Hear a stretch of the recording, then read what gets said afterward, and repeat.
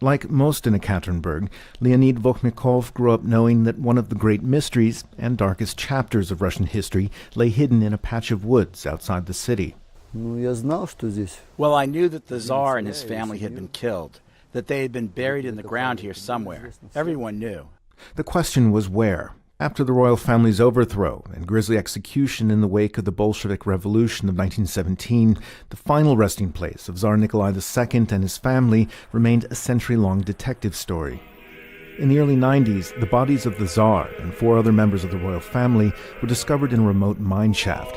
Later, they were given a lavish burial by then-President Boris Yeltsin in St. Petersburg. We kept secret this monstrous crime, but we must speak the truth. The massacre in Yekaterinburg was one of the most shameful pages in our history.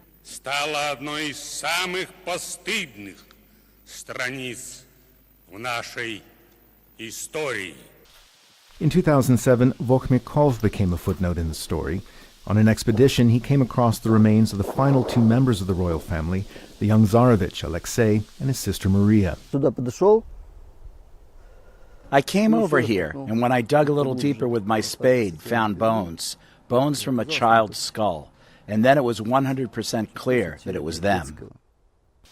Or so it would seem.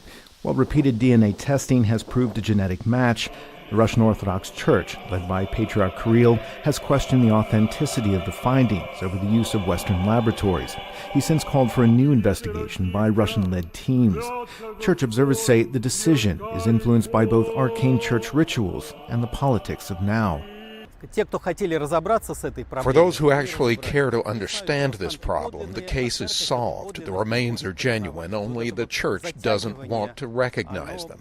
This constant prolonging is exclusively about politics and has nothing to do with the investigation itself. Russian President Vladimir Putin has endorsed the Patriarch's decision, part of the Russian leader's careful embrace of Russia's imperial and Orthodox traditions while paying respect to its Soviet past.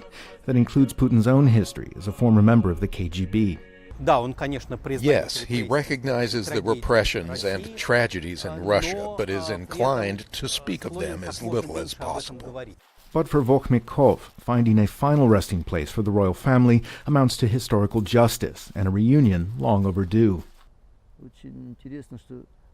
We searched and searched. For 100 years the investigation went on, and finally we found them. After all, Vokhmikov says, it was God that led him to the royal Romanov remains that day. He's now looking and praying for Russia's president and patriarch to finish the story once and for all. Charles Mains for VOA News, Yekaterinburg.